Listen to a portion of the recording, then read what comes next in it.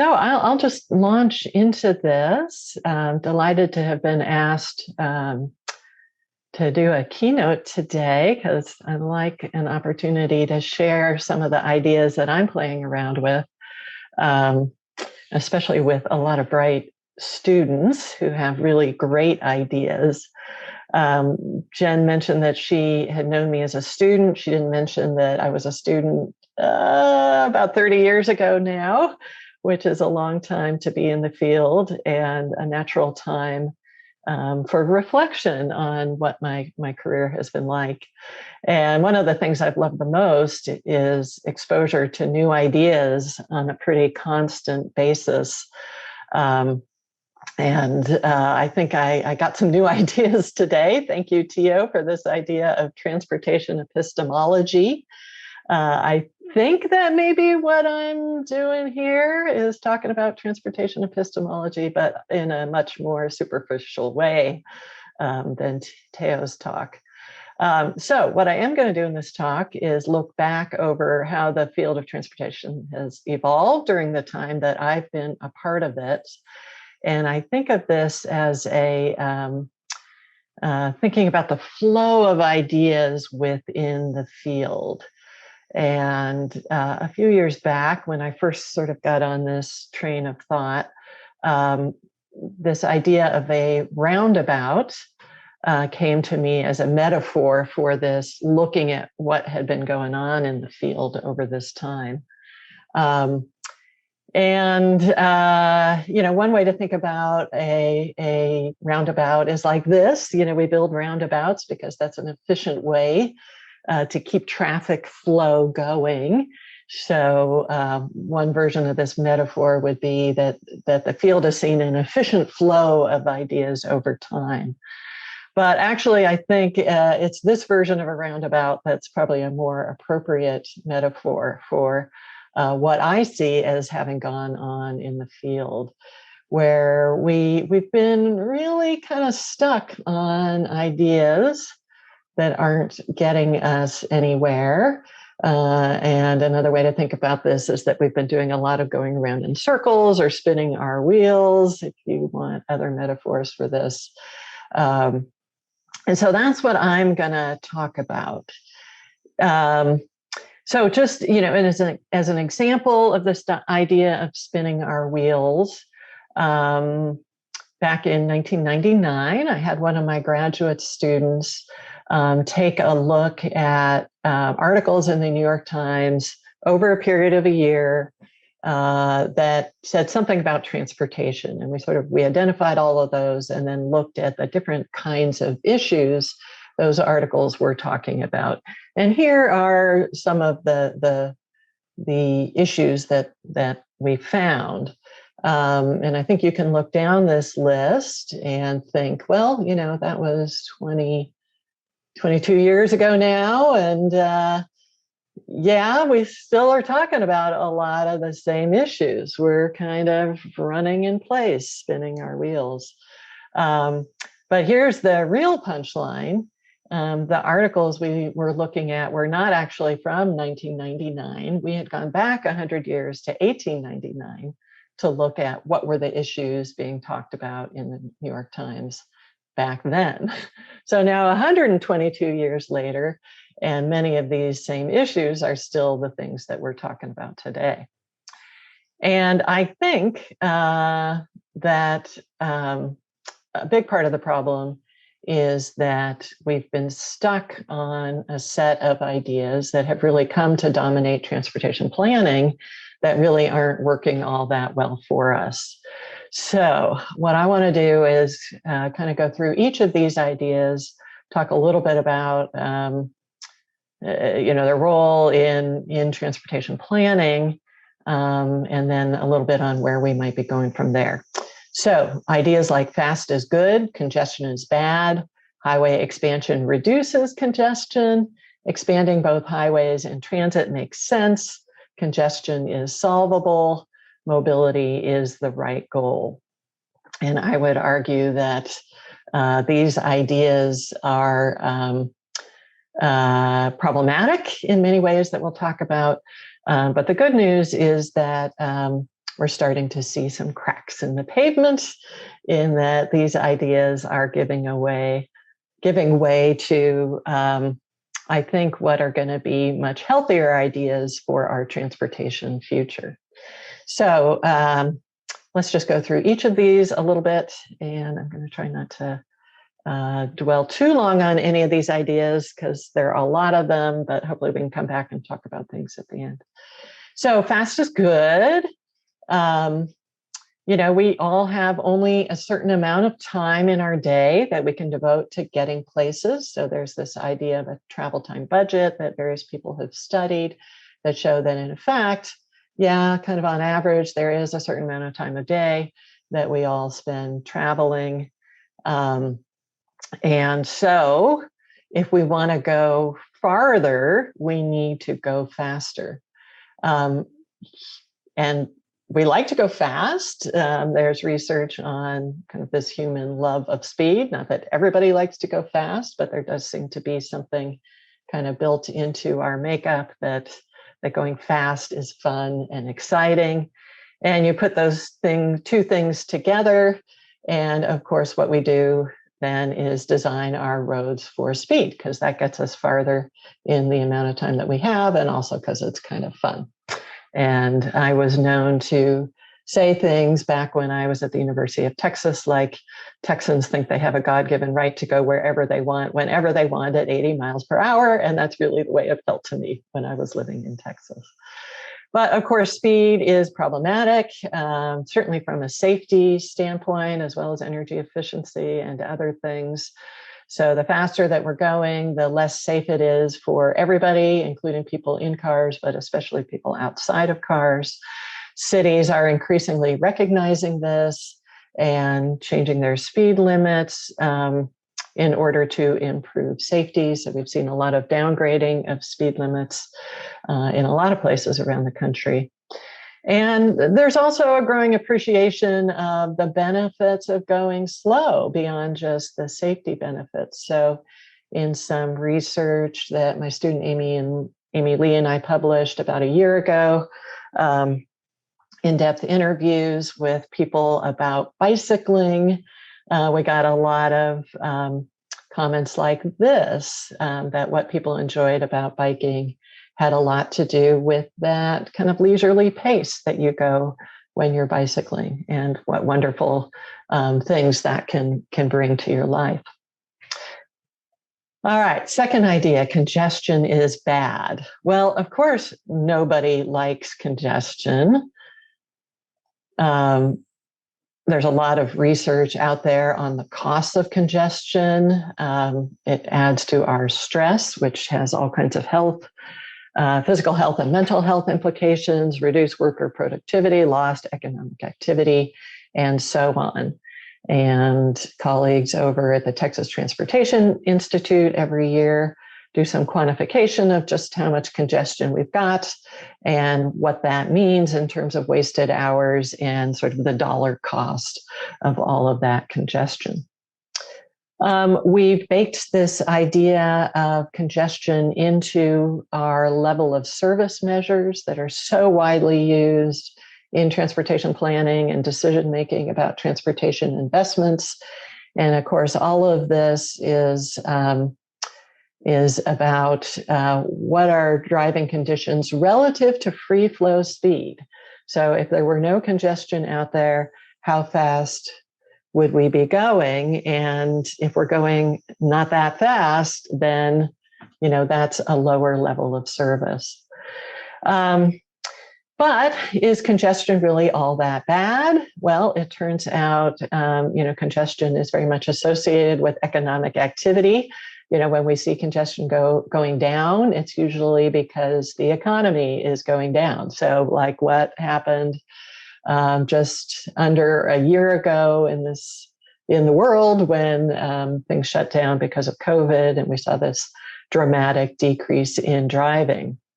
That was not such a great thing. Congestion was gone, but not for good reasons. So the converse is also true. Usually situations where you have a lot of congestion, it's because lots of good things are going on. There's a lot of interest in moving around and doing things. In California, we've made some shift away from this focus on congestion as the primary way to think about decisions about transportation. So we had Senate Bill 743, which passed in 2013 and is still sort of in the process of being implemented.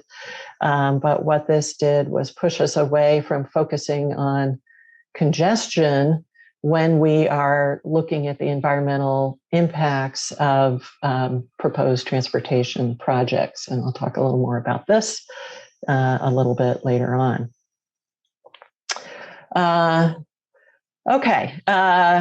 Next idea, expanding highways reduces congestion. Okay, so if congestion is bad, of course we want to reduce congestion. And how are we going to do that? Well, let's do that by building more highways.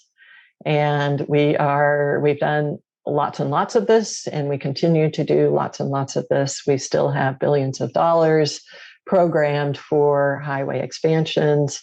Those of you in Southern California may remember the Interstate 405 expansion a few years back, that's where construction went on for years, and then finally the freeway got widened.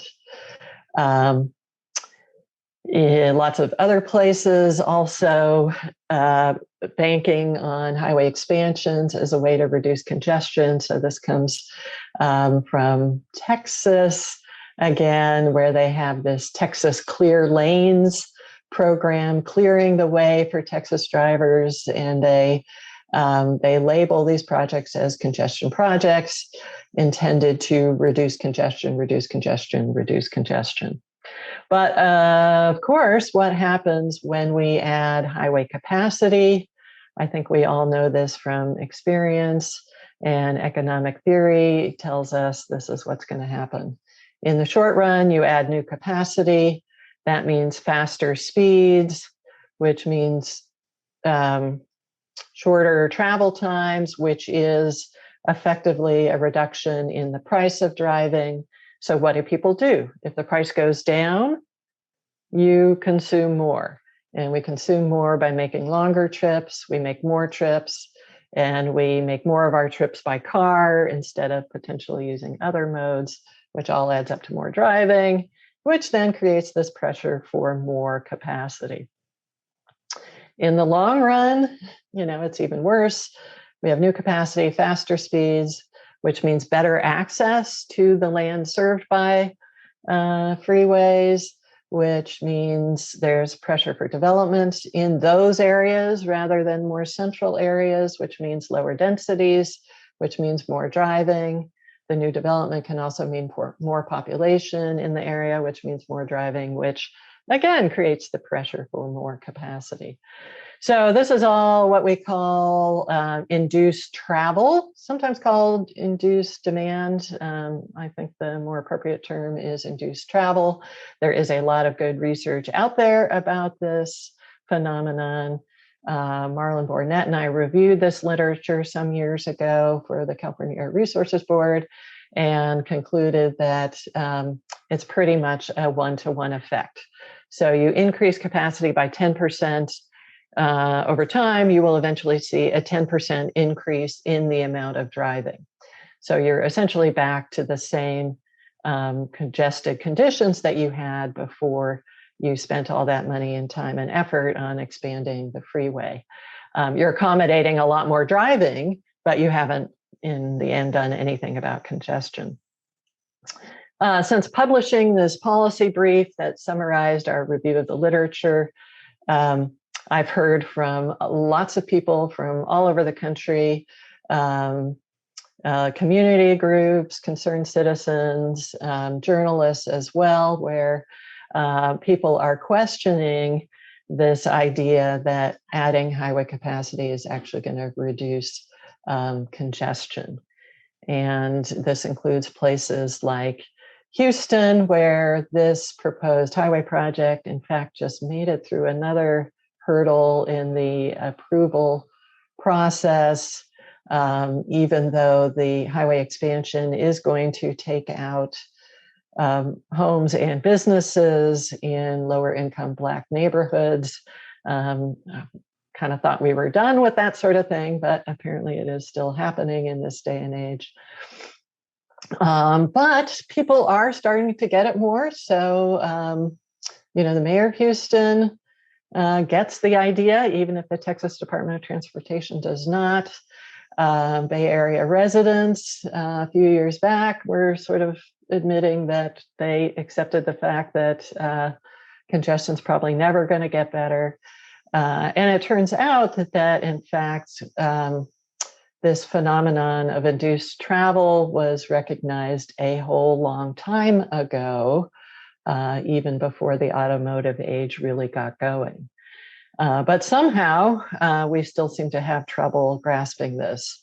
And there's this ongoing belief that if we don't expand the capacity, traffic is going to be that much worse.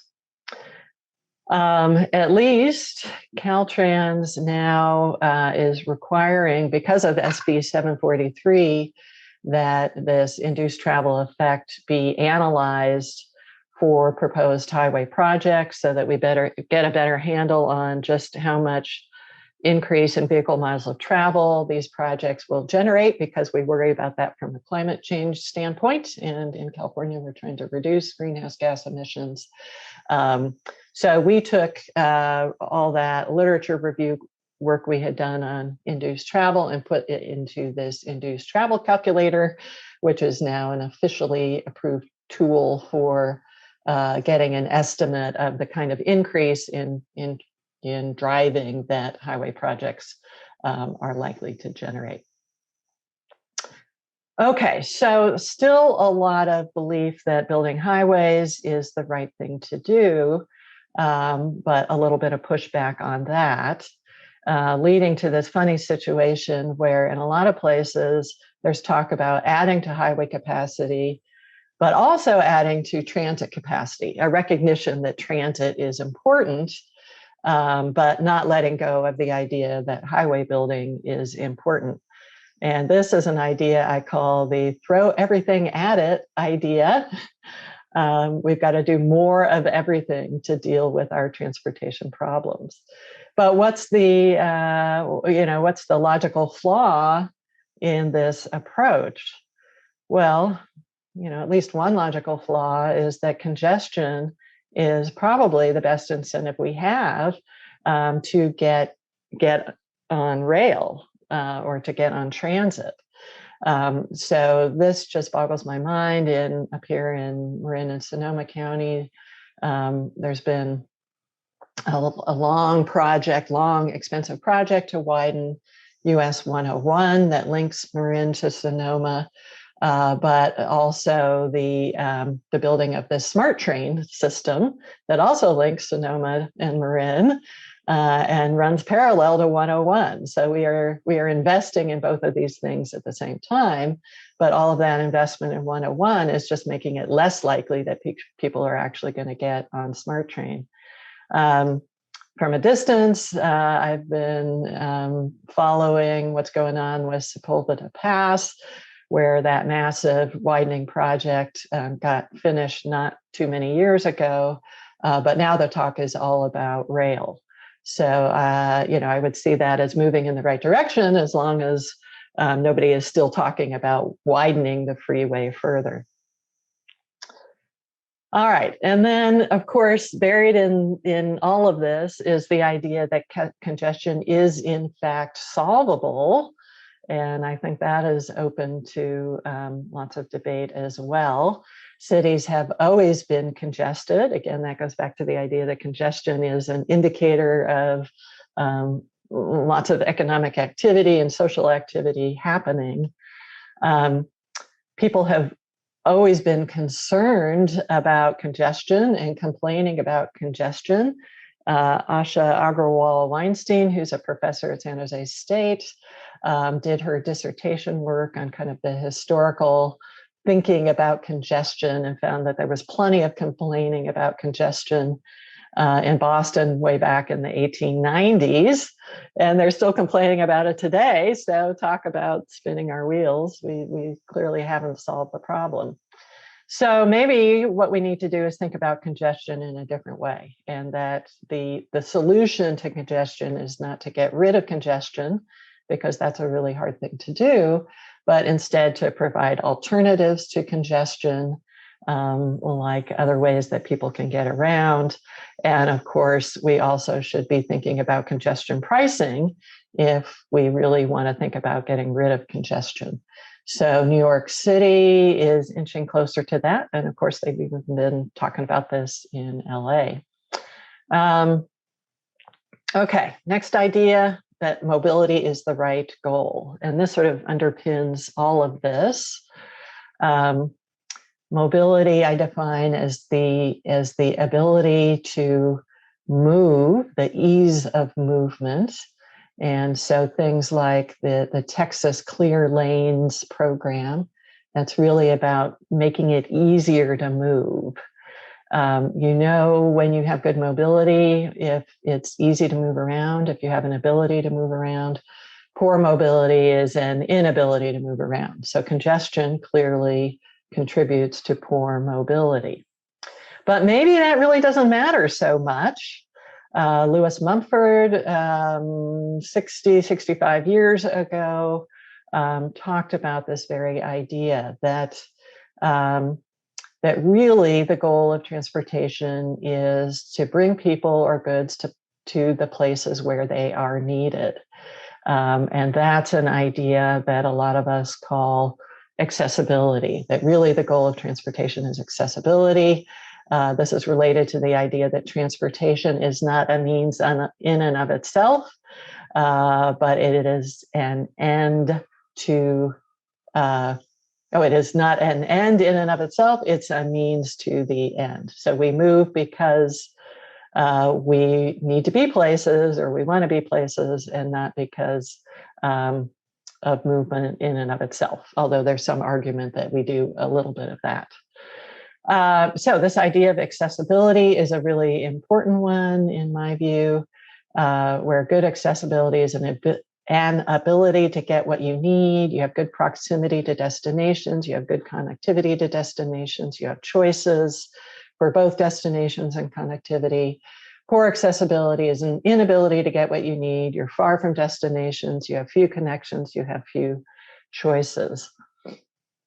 This was a very popular concept in the 70s, at least in academic circles. So there was a lot of writing about accessibility, and in kind of a theoretical way, but also a very practical way.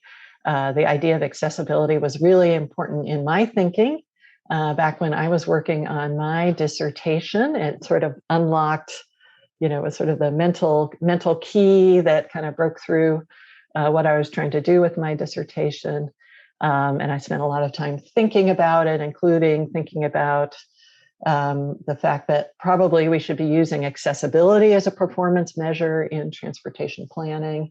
And one of my most read publications ever was kind of all about this idea about accessibility and the need to move from thinking about mobility to thinking about accessibility. So that was back in the early 90s. Where are we today? Where we are today is that there's still a whole lot of talk about accessibility, especially in the academic community, but also to some degree in the advocacy community, but still not a lot of adoption of this concept in transportation planning. I wrote an essay last spring that was kind of talking about why I think it is that accessibility has not been widely embraced in practice. And I think there are a lot of different reasons. One is just that the term accessibility has so many different meanings, even within transportation, such as the Americans with Disability Act. The term accessibility is often used interchangeably with the term mobility without people stopping to clarify what they mean by each of those terms. So that adds to the confusion. We have no standardized measures of accessibility yet, the way we have very standardized measures of mobility. These traditional level of service measures, I would call those mobility measures. And then also, I think it's just because accessibility is inherently more complex than mobility, because in fact, it includes mobility, which just adds to the confusion.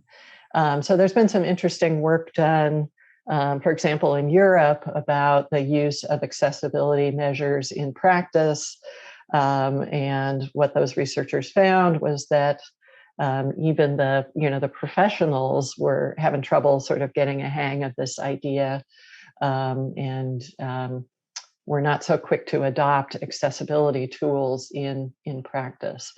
But there are efforts out there to further the adoption of this idea. There's one of these NCHRP projects on this very issue. So I think we're getting close to seeing more and more focus on accessibility as a part of transportation planning. Okay, well, I'm going to add a couple more ideas to the list here.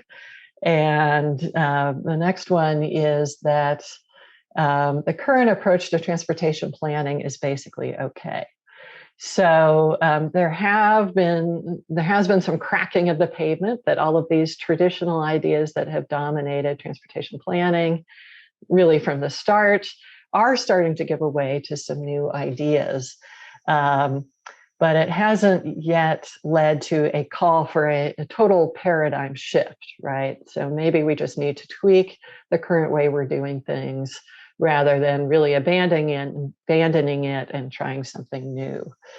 Well, we already know the problem with that. So I would call the current paradigm a paradigm of planning for mobility, focusing on level of service, giving priority to cars, focusing on making it easier to drive. We've already talked about the problems with doing that. It ends up being a vicious circle where all we're doing is encouraging more driving, which just encourages the call for more highway building and so on and so forth. If you think about what we've been doing in accessibility terms, that I think helps us to see the problem. The problem in the US is that we need a lot of mobility to get the things we need, the way we've built our cities. It takes a lot of movement to get to work and to get to stores and to get to social and recreational activities. We need a lot of driving to get what we need in particular. But driving is really our main way of moving around. And then what that means is that we are really vulnerable to congestion, that as our roads get more congestion, our accessibility is going down. And that is, in fact, a problem. This accessibility idea has been used as a rationale for a focus on congestion because congestion has reduced our accessibility. So if that's the case, then we need to be getting rid of congestion and we need to be building highways as a way to get rid of congestion. But there is an entirely other way to think about it. We can do a paradigm shift and think instead about planning for accessibility. And this, I would say, goes along with focusing on livability, a term that was popular a few years back, giving priority to people rather than vehicles, and focusing on making it easier to not drive, but still get what it is that you need. And if we look at what happens if we plan for accessibility, what that means is a reduced need for driving. Whether that actually reduces the amount of driving, who knows? But if you have less need for driving, you don't really care so much about what the levels of congestion are out there on our roads. So reducing the need for driving and the need for roads is in and of itself a good thing. And so this is a happy cycle. All right, and then just another way to say this or to think about this is maybe we should stop worrying so much about cars and congestion and start worrying more about people and places. And this is what I would call a paradigm shift. And I do see some signs out there that such a shift might be underway. And I think what's happened in the last year could make this shift accelerate a bit, but time will tell, and we'll see what happens. But it is certainly a moment when I think there's some real opportunity to rethink how we're approaching transportation. Okay, and then just one more idea I want to throw in there, because my colleagues at UC Davis spend a lot of time thinking about technology. I think another one of our problems is that this idea that technology will solve all of our problems, has been so popular for so long. So, the current big thing we're thinking about are self-driving cars, autonomous vehicles, and won't this solve all of our problems? Well, yeah, maybe yes, maybe no. I'm kind of more on the no side.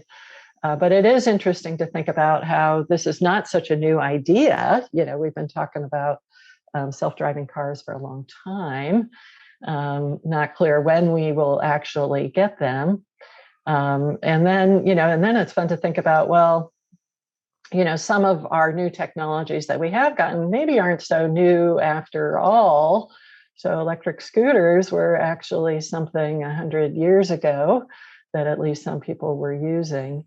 And then, that leads me to think about, well, some of our old technologies that were so important a century and more ago, are still an important part of our transportation system, and could be an even more important part of our transportation system than they are if we simply changed our priorities a bit.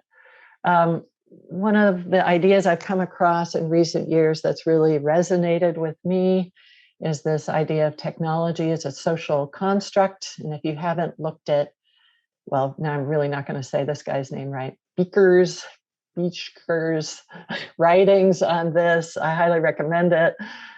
He focuses on bicycles as one of his case studies. But the idea that it's really up to us to decide how we're going to be using technology. And, new technologies come along, it's not a given as to what's going to happen. That it really depends on the choices that we as a society and as individuals make about that technology, which means that we really need to be getting ahead of technological innovations and make sure that we are pushing them towards the vision that we have for the future, rather than letting them take us where they will. So, there's this way of going driverless, but there are other ways to go driverless. So I'd like to remind my colleagues of that. So just to wrap up, my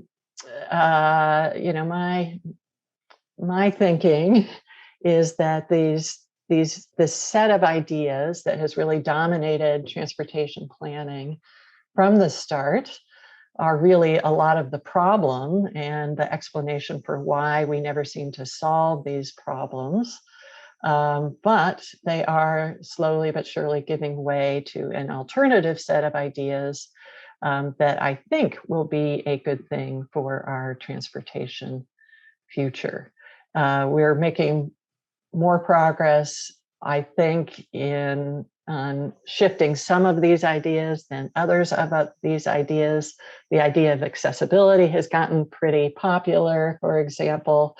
But until we let go of all of these things, including the idea that fast is necessarily good and congestion is necessarily bad, I think we're not going to make as much progress as we need to. So that was a lot of ideas and a lot of ideas about ideas. But I would very much love to hear from you all about your thoughts about all of this. So I will stop here. I was just going to say, I just really liked the point you were bringing up at the end about how technology maybe can't really solve everything. Because sometimes I feel like that when I'm doing my research too, like thinking about it, like, well, if the whole status quo was just kind of different, then we wouldn't really need anything to fix. Yeah, I don't know if it's a human thing or an American thing, but Yeah, we just believe a lot in technology, and you just look at what's happened over history, and technology sometimes fixes things, but almost always creates other problems that then need to be dealt with. And I feel like we defer too much to it as opposed to thinking about how do we want to use it. Man, and then there's so much tech, like, I don't even know what the driverless cars, what problem is that supposed to be solving anyway? There's a lot we can do with technology to solve the safety problem.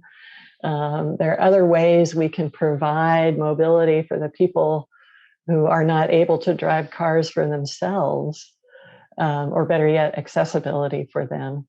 It sort of mystifies me why we're so caught up in that idea.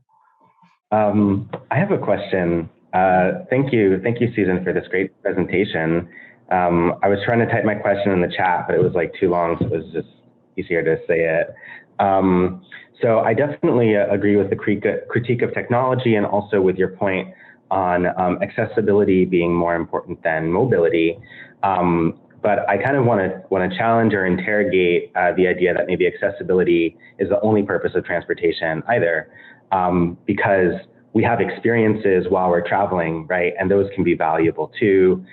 Sometimes you might have a destination in mind, and along the way something else happens. You run into someone, or something happens, and then it's also like the experience of movement, right? I think earlier in your presentation, right, you were talking about people taking their bikes through the forest, and like how great it is to feel the wind behind your ears, right? So, I recognize that you see that too, but I think as we're talking about like a paradigm shift, it's, I think, definitely moving away from just mobility, but it's also more than just like accessibility, and maybe it's something more like relationality, or like developing and like articulating relationships through movement. If we can find like a one-word summary for that, might be cool. So yeah, no, more of a comment, but also a question.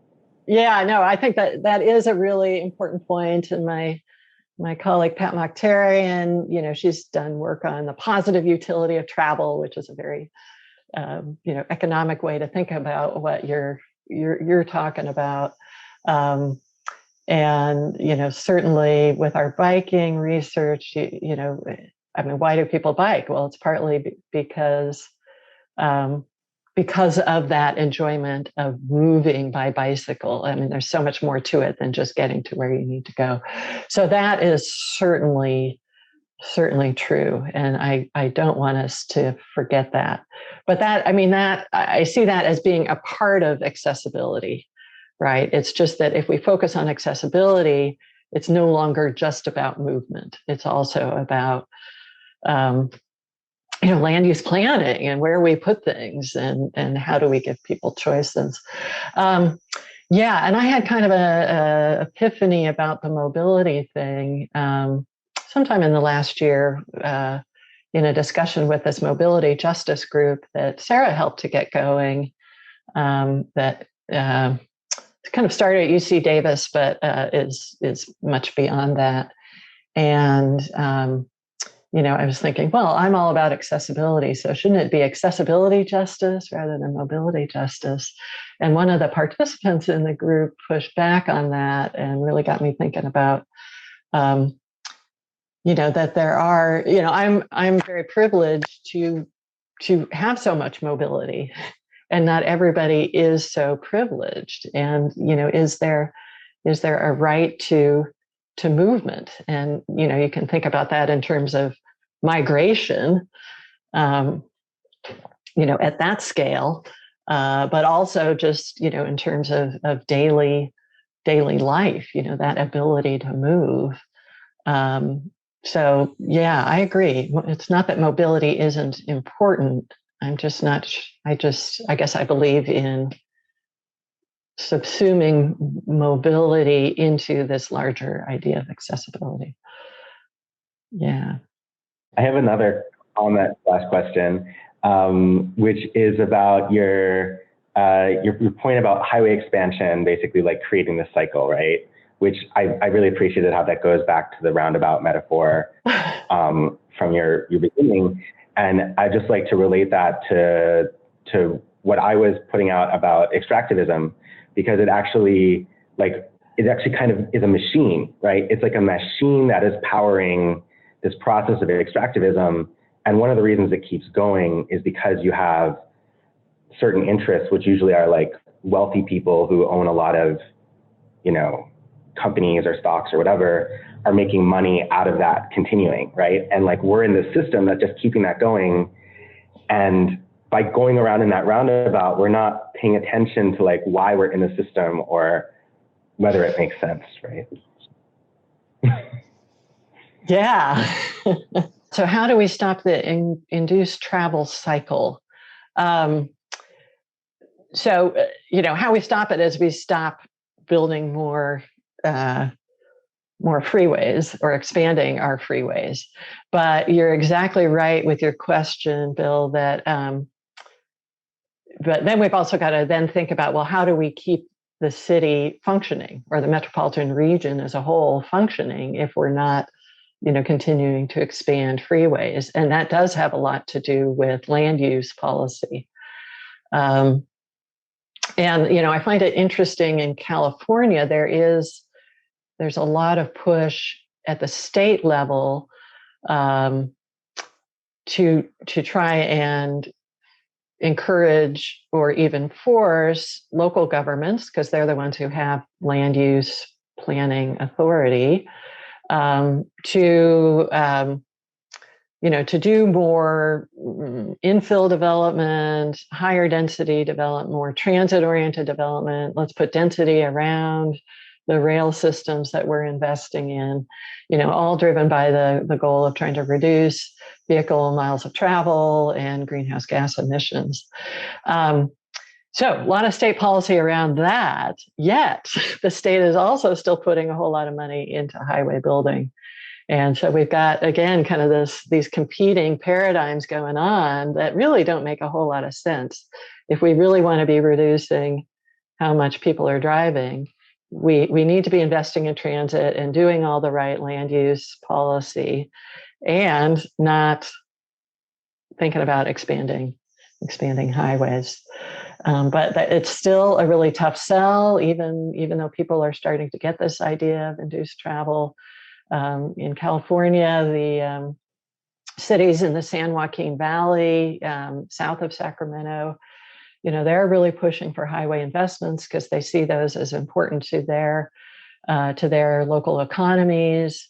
Even though, again, the evidence isn't so clear that that's going to make a big difference. But it's hard to get away from this idea that we need highway capacity. So that's really how we break it. Is we change that idea. We get people understanding that maybe highway capacity isn't as helpful as we think it is, and that it's more problematic than we think it is. Well, thank you all very much for listening and for the feedback, and feel free to get in touch if if this has put some ideas in your head that you'd like to follow up with. And who knows, maybe one of these days I'll actually get a book done where I put all of this together. That's the goal.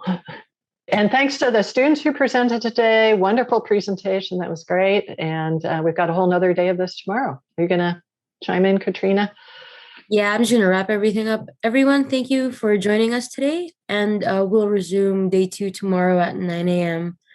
If everyone can give a virtual applause to Susan and all the students for presenting today, as well as our other panelists. And we'll see you all bright and early tomorrow at 9 a.m. Thank you.